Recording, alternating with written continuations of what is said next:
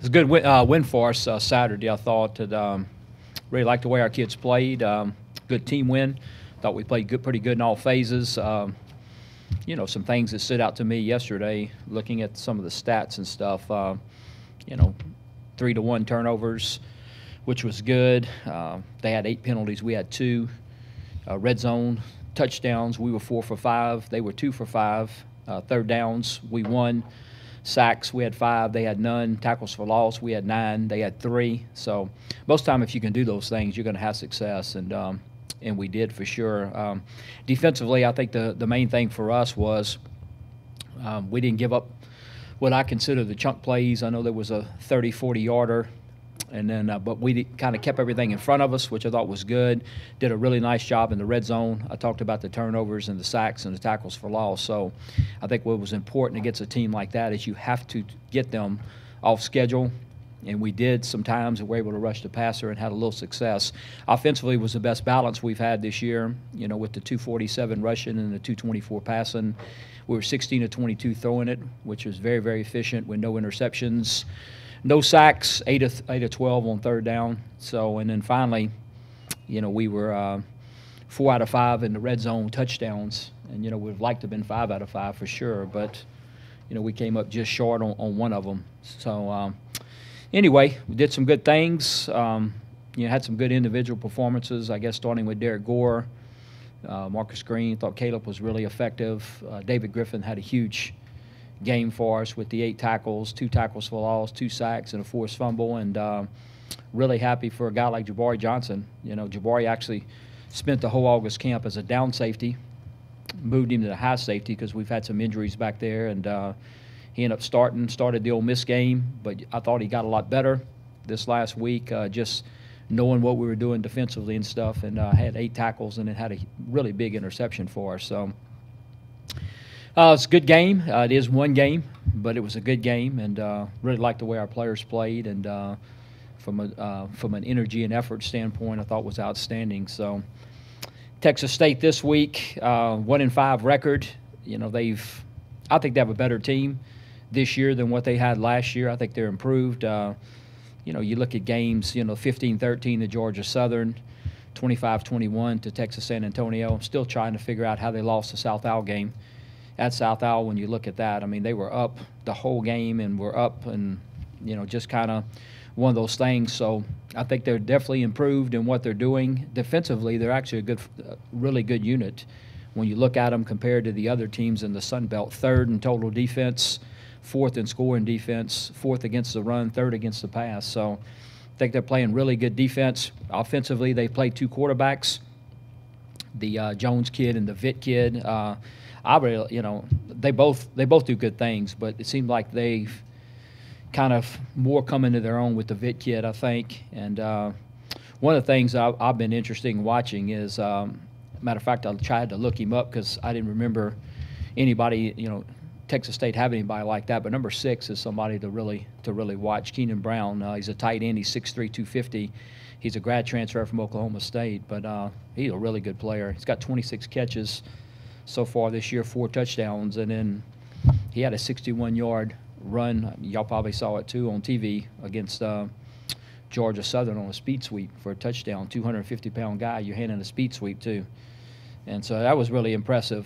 Defensively, you know, the main guy that is London, and he has 58 tackles this year, number 9, and 4 tackles for loss. And I was telling him at media days, I think he has 32 tackles, I think, against us the last 2 years, 33, I think, in his freshman year and his sophomore year. But he actually, if you guys remember, he was a different number his freshman year.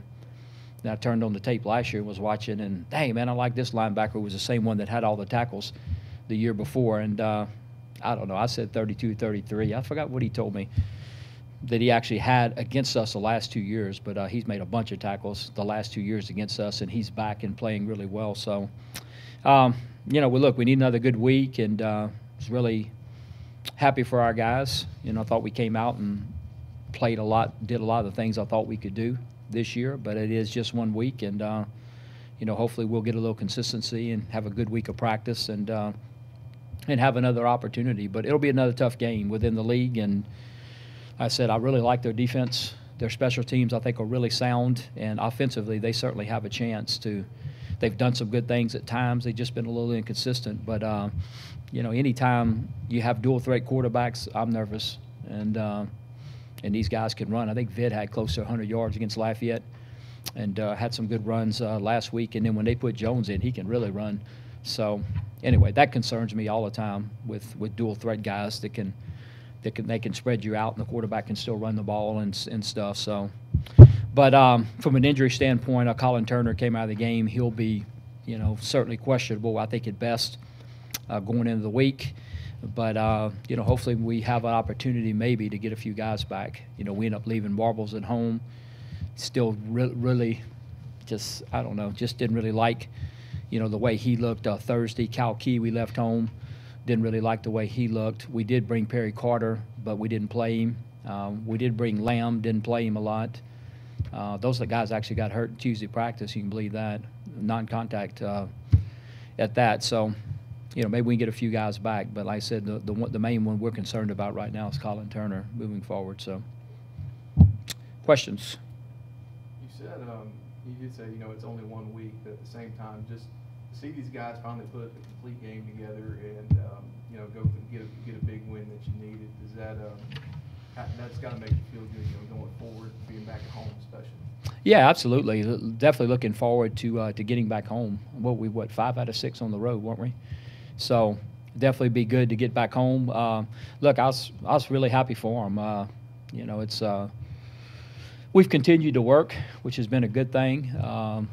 You know, they've continued, you know, even throughout the losing streak, you know, continued to be very coachable, I think. And, you know, we just was hoping that we could get back. And I said I wasn't necessarily, you know, even the last couple of weeks and even last week, didn't necessarily talk, you know, to them about, you know, we have to win. Or we have to, you know, in my opinion, what we had to do is play good again, you know. And then that's what I told them. I mean, let's get back to playing the way we think we're capable of play. If it's not good enough, it's not good enough. But that's the start, you know. And I know everybody, you got to win. It's a must win. And I don't even know what our record is, to be honest with you. I mean, I just wanted to see us getting back to play as good as we could play. And then, you know, if you can do that, then at least you know you have a shot. And that's the main thing. But the way we played the previous weeks, you know, just we didn't even have a chance, really. You know, when you just play as bad as we played the last couple of weeks, and kind of wanted to see us getting back to at least playing the way we felt like we could play, and that was the most exciting thing for me. It's going to sound like an obvious question, but I guess would you say the players only meeting kind of worked from your point of view? I don't know. That's hard to gauge, I think. You know, it's I think that you know, I said that last week. I mean, it's been a good group. I mean, they've worked hard. They stayed together. So, you know, I think that, you know, like I said, it was a players-only meeting, so they didn't allow me in there. So I don't know everything that was going on. I just know that I talked to a couple of the guys after that, and they said it was a really positive meeting. I guess that's the thing, too, and we're probably guilty of it in our line of work. We're always looking to put a narrative on something and try to have things fit into these boxes. But like we said, is that just the all you can do right now is when you've got a team that's, you know, not having a lot of confidence, not playing well, is just to keep working at it and try to be better each day? That's the only thing I know to do. And, you know, I mean, you talk about it some. You know, I didn't want to talk about it enough to even give them more doubt.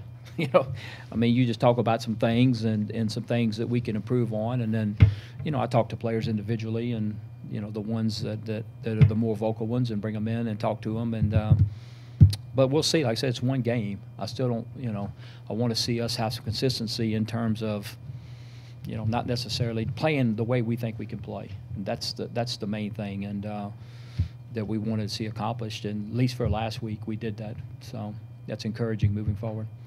Coach, you got David Griffith after the game kind of talked about practice, about why he thought that was a big reason of success for that game. Was there any kind of different focus or thing your guys were working on this week? We changed it up a little last week in a sense that because what Coastal Carolina did, you know, it was unique in how they ran their offense and what they did and stuff. So we went back to, you know, we've practiced that way before, to where a lot of the periods were straight service, where we had the first offense and then rotating the offense and basically running their plays and stuff at the defense, and and then vice versa, did some stuff. So that was what was probably different in the practice. They noticed things. It actually added time to Tuesday, Wednesday practice. It added some time or whatever. And I heard some comments about that. We practicing longer, and it had nothing to do with the fact that we had lost the previous weeks. It really had zero to do with that. It had more to do because, you guys see that what Coastal does is different, and the way they run their offense, and you have to, and it was so much run game coordinated that, the hardest thing about option, and everybody says it, and it's so true, it's simulating it. That's the hard stuff. And you send a scout team down there, and here you go, you run this offense. Well, that's hard to do when you're running the option and you're running some of the stuff they do. So I thought their offense was a little unique. I really liked it a lot, and but I thought it was unique in a situation. And so I just felt like that we needed to get.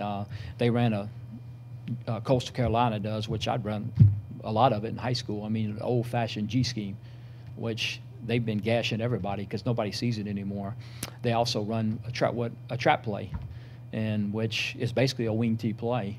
I've run enough of them back in high school, whatever, where you trap the guys and stuff. So there was some knowledge that we had, of running these types of things and stuff. So anyway, just, hey, look, card it up, and we'll make sure that it gets run, try to close enough to simulate what it's going to look like, and I think it ended up paying off for us. Coach, after a few weeks of, frustration on offense, what's to be said about the offense from Saturday, who finished the perfect 5 for 5 in a red zone trips? If I knew 100% how to do that every week, we'd definitely make sure that it got done. But I just think it's hard work and trying to work out of it, and it certainly helps too. I think when you can get off to the start that we got, and that's huge. We went, we scored the first 2 times we had the ball, and basically now we turned, and Coastal was basically doing what we've been trying to do. Now you're playing catch up the whole game, and you feel like you're constantly trying to play catch up and stuff. So I think getting off to the fast start helped, and because one of the things we were doing, Adam and I talked about it the other day, is when you get behind, and and it's tough for any player, and because I know Caleb this, Caleb that, but when you get behind 14, 21 points, and you're not even loose yet. And what we were talking to Caleb about, Coach Kubik and I, is just run the offense. It doesn't matter how far behind you get. You can't press and do some things like that. And but like I said, it helps to get ahead. So looking at Texas State defensively, another odd front kind of team that you've seen.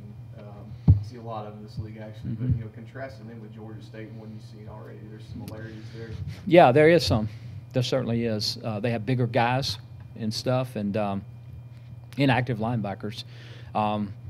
Texas State so far has blitzed more than Georgia State, I would say. They pressure more, but they have big guys up front, and they'll play some two-gap stuff like Georgia State did. But like I said, they've moved a little bit more than what Georgia State does, and so I don't know what they'll do against us, but they have more movement in what they've done. Georgia State was a lot of just straight two-gap with bigger guys and then up front, and they certainly have the ability to do that. I just don't know what they'll do against us. But I'm just looking at their games and what the numbers say from their 6 games, and they've definitely pressured more than Georgia State. Jabari Johnson listed as a starter on the depth chart. What has he done to kind of show you that he can start as a freshman? He started the last 2 weeks, and that's just a young man that's. Number one, I think he's very, very smart, and I like to attribute some of that to being a quarterback and understanding kind of the whole deal. So he definitely came in and caught on. Second thing is I think he's very mature when you look at it, and the way he handled the whole approach starting in June. Here he's been very, very mature in that sense. Obviously, he's a good athlete. But the other thing that we love about him is his competitive spirit is really. He's. The term, he got some game. He has some game now. He gets out there and he'll mix it up, and he's definitely has, even against Ole Miss and the great players they had or whatever. He didn't back down. He's a guy in there that's competing and stuff. So I think all those things, going into it, has really helped him out. But I've really been impressed with him. Like I said, the way he's carried himself and the way he's done some things, and look, we've had some injuries back there. I mean, it's whatever. I mean, it is what it is, you know, with Glass and with Hetrick, and Ingram was out and then came back, and Holly, you know, basically didn't play this week, you know, and we're hoping to get him back, but he didn't get in the game last week. We drafted him as an emergency guy. You know, he had the ankle. He had came out, so basically he's missed the last 2 weeks because you remember he came out, second series, I think, or third series against Ole Miss. So pretty much he's missed 2 weeks. So now we took Ingram from weak safety. Now that he could play, he didn't play against Ole Miss, put him at free safety, you know, to try to do that. So we're mixing and matching the safety positions. And to be honest with you, you know, Jabari's learned multiple positions. He's been healthy. And so, I mean, he's gotten into there. So, but anyway, I like what he's doing. Anything else for Coach? Appreciate it, guys. Thanks.